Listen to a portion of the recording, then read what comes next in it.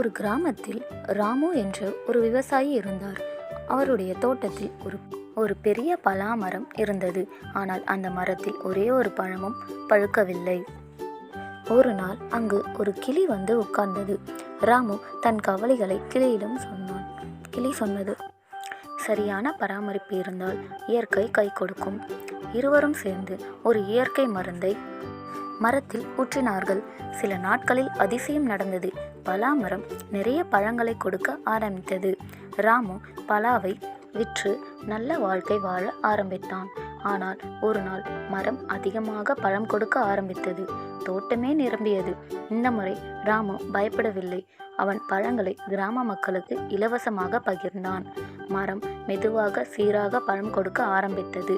ராமுவின் மனம் சந்தோஷமாக மாறியது. மாறல்: பகிர்ந்தால் வளம் நீடிக்கும். பயம் இல்லாமல் புத்திசாலித்தனமாக செயல்பட்டால் பிரச்சனை தீரும்.